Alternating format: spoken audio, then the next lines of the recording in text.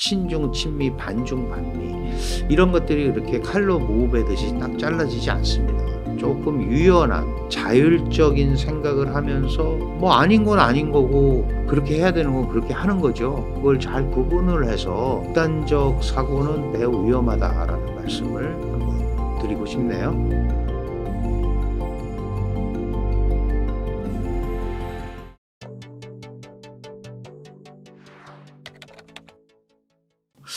그러면은 중국 경제가 이렇게 어려워지면 그 한국 경제 같은 경우도 중국 경제에 많이 이렇게 교류하고 의존하는 측면도 있잖아요. 한국은 괜찮을 거라고 보세요?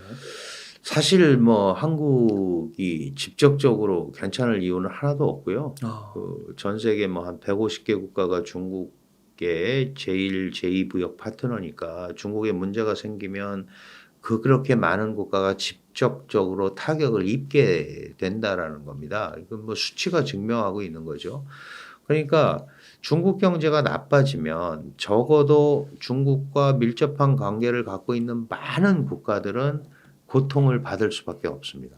뭐 우리나라 기업도 마찬가지잖아요. 뭐 일본 기업도 마찬가지고 미국 기업도 마찬가지입니다. 어느 기업 국가든 중국과 밀접하게 관계를 맺고 있는 국가들은 중국 경제가 잘못되면 그 불안정성이 그대로 파급이 될 수 있는 거죠. 그런 의미에서 사실 중국 경제가 나빠지면 그렇지 않아도 한 80%를 중간재를 수출하는 한국 경제는 더 어려움에 빠질 수밖에 없는 그런 구조적인 문제가 여기 자리 잡고 있는 겁니다. 그 한국은 중국이 볼 때는 작은 규모죠.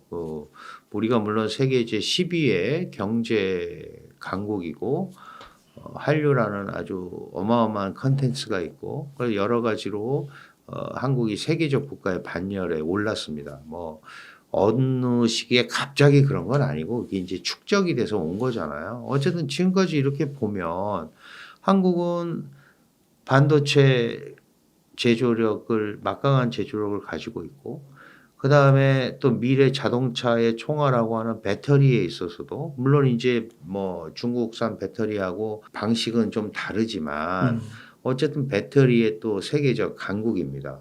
그러면 적어도 이런 그 확고한 기술 우위를 가지고 있는 네. 이런 산업이 있고요. 그다음에 문화적으로 세계를 호령하는 21세기 최고의 아이콘인 한류라는 게 있단 말이죠. 물론 여러 가지 시각이 혼재할 수는 있지만 결국은 나라가 작아도 네.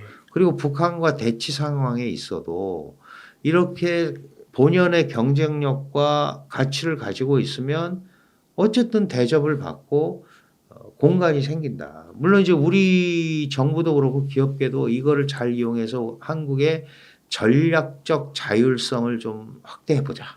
이런 얘기를 한단 말이죠. 이제 그런 차원에서 유효한 그런 거고요.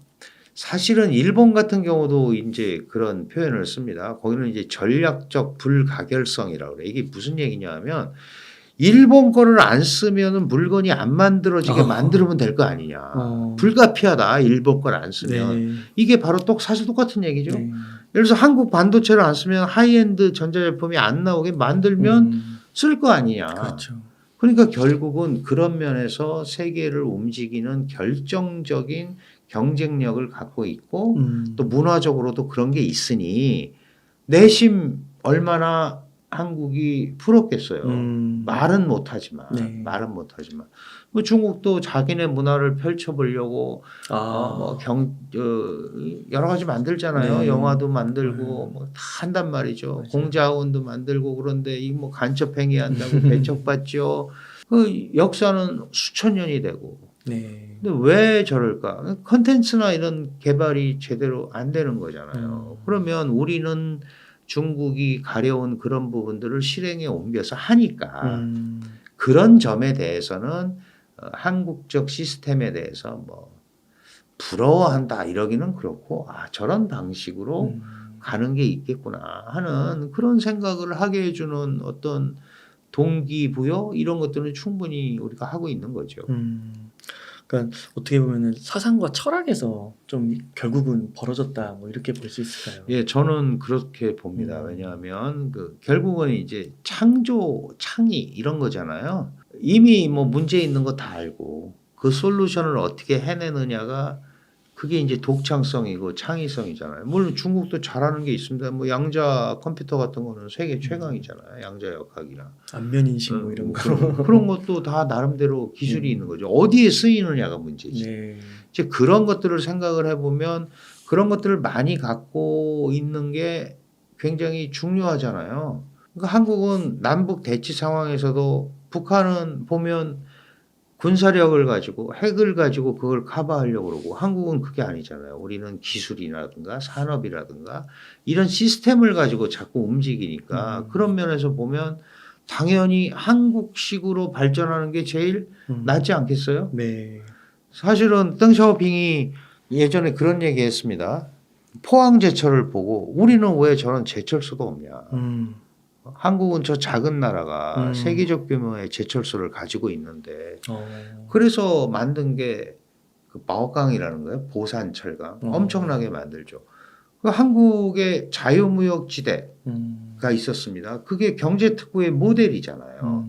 이제 이런 것들로 보면 분명히 중국이 따섰을 게 있다. 그런 차원에서 꼭 뭐 우리 거를 뭐 따라해라 이런 게 아니고 충분히 중국에게 뭔가를 주는 메시지를 주고 모멘텀을 제공하는 그런 것들이 한국에 있기 때문에 열악한 환경에서도 세계적 국가로 성장한 한국을 보면서 그런 충분한 느낌을 가질 수 있다. 그런 차원에서 말씀을 드린 거죠.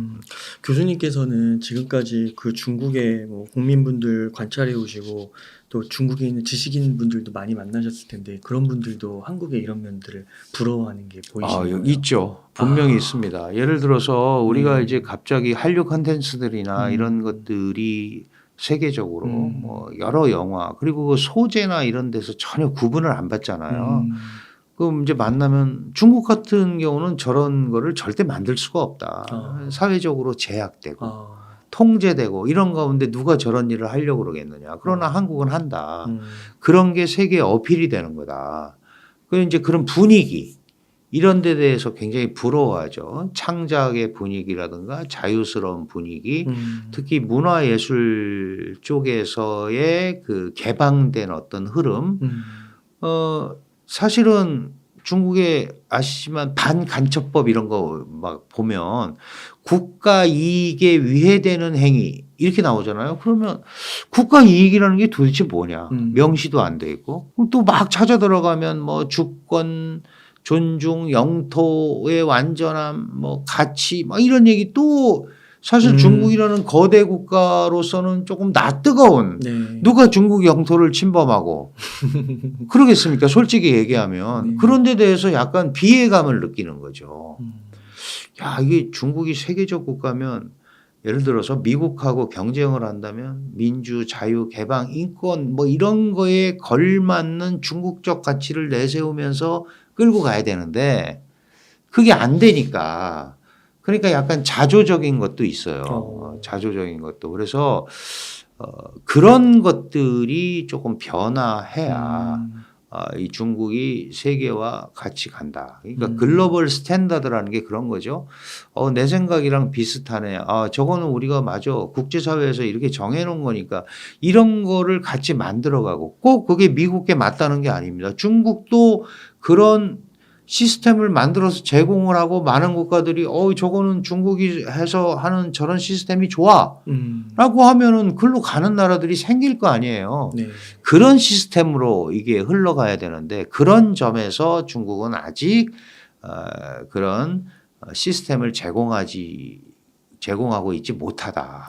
이제 그런 점이 좀 아쉬워하는 거고 중국의 지식인이나 이런 사람들도 수천 년 역사에 수많은 경험과 이런 게 있는데 그게 이제 잘 발양이 안 된다. 그거는 뭐 정부가 주도하거나 관이 주도하거나 의도적으로 만들려고 한다거나 인위적으로 조장하거나 이렇게 해서는 안 되는 거잖아요. 이제 그런 부분에 대한 아쉬움을 많이 얘기하곤 하죠. 공개적으로는 절대 할 수가 없지만.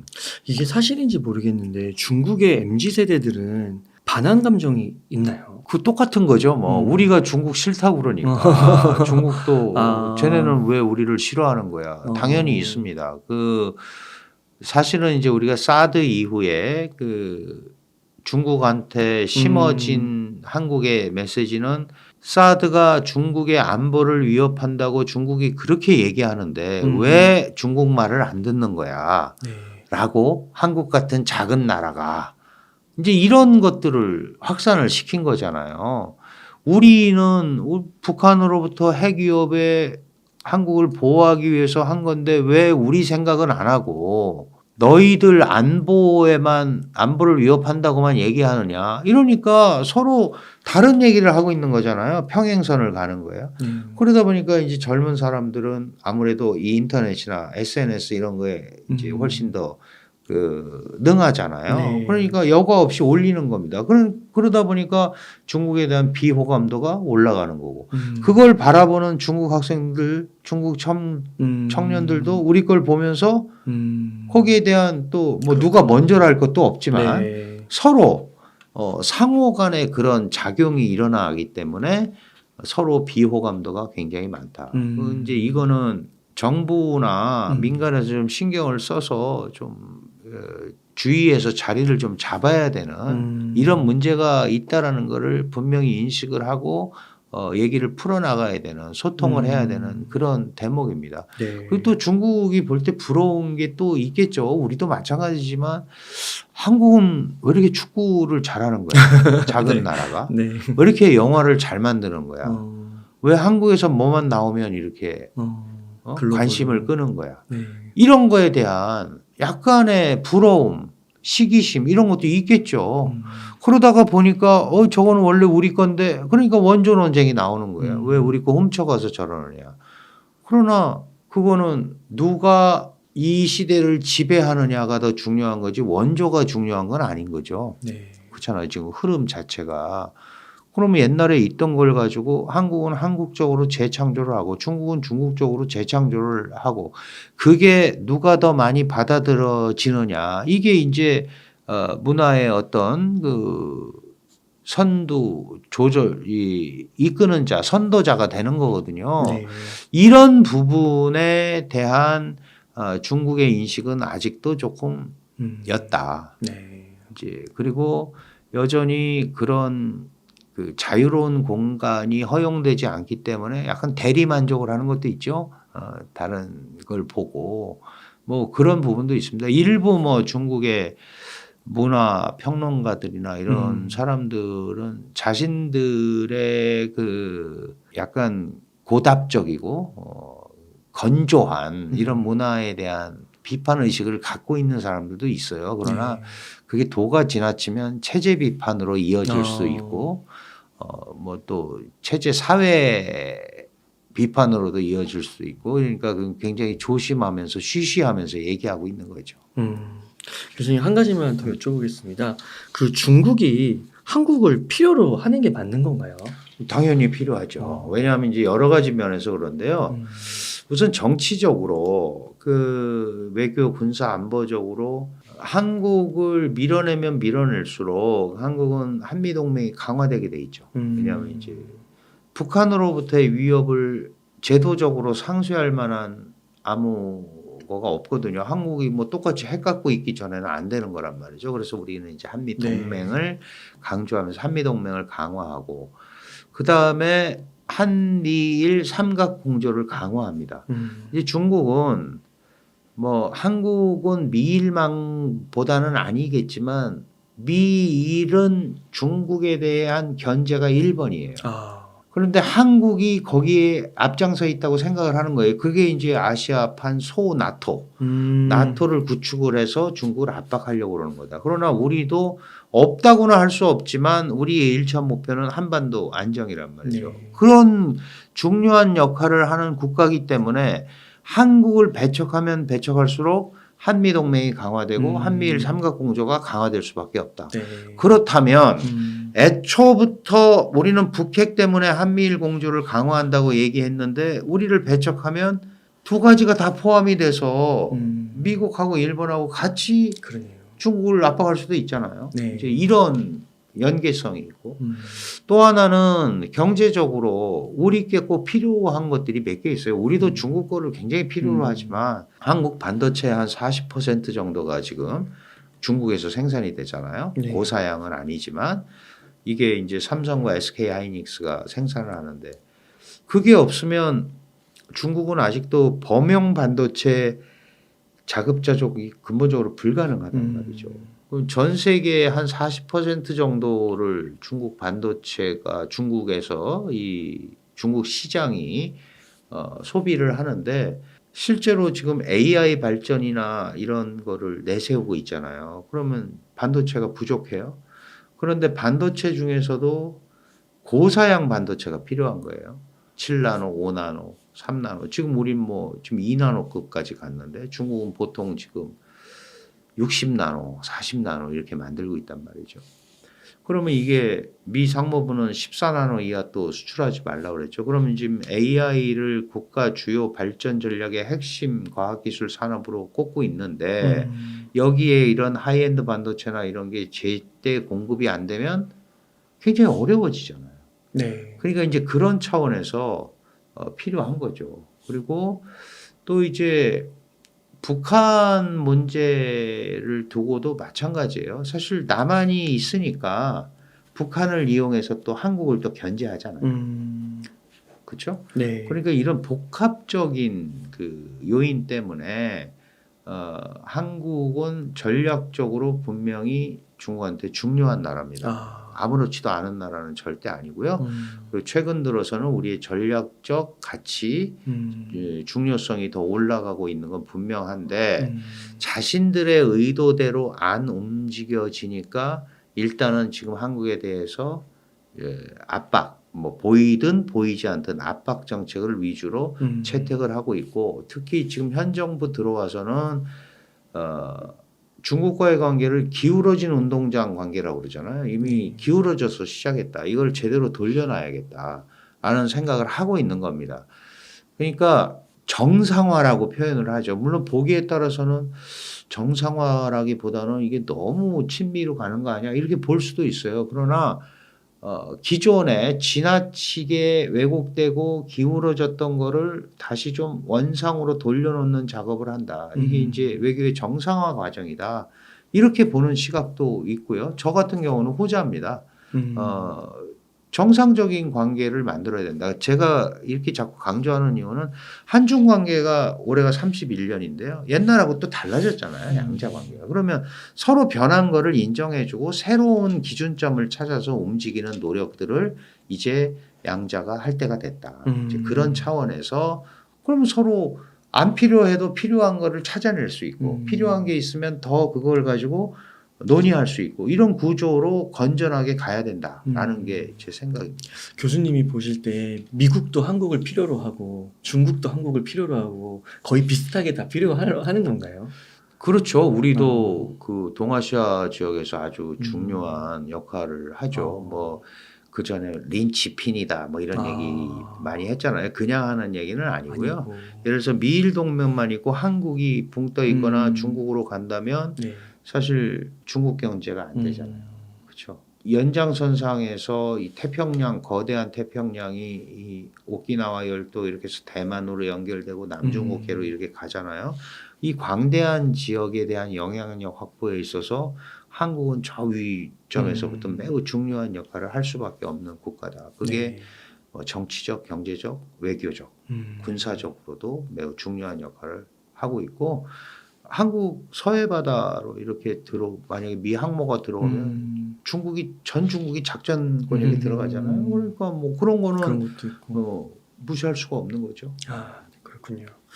예, 교수님 오늘도 정말 귀한 인사이트들 많이 나눠주셔서 감사드립니다. 끝으로 저희 웅달책방 시청자분들을 위해서 한 말씀 부탁드리겠습니다. 네, 뭐 이 다른 부분들은 뭐 제가 말씀드리기는 그렇고요. 너무 극단적으로 생각을 안 하셨으면 좋겠어요. 뭐 친중, 친미. 대만 선거 보면서 너무 많이 제가 봤고 그다음에 우리도 마찬가지죠. 친중, 친미, 반중, 반미. 이런 것들이 그렇게 칼로 무배듯이 딱 잘라지지 않습니다. 조금 유연한 자율적인 생각을 하면서 뭐 아닌 건 아닌 거고 그렇게 해야 되는 건 그렇게 하는 거죠. 그걸 잘 구분을 해서 움직일 필요가 있다. 극단적 사고는 매우 위험하다라는 말씀을 한번 드리고 싶네요. 네, 교수님 감사합니다.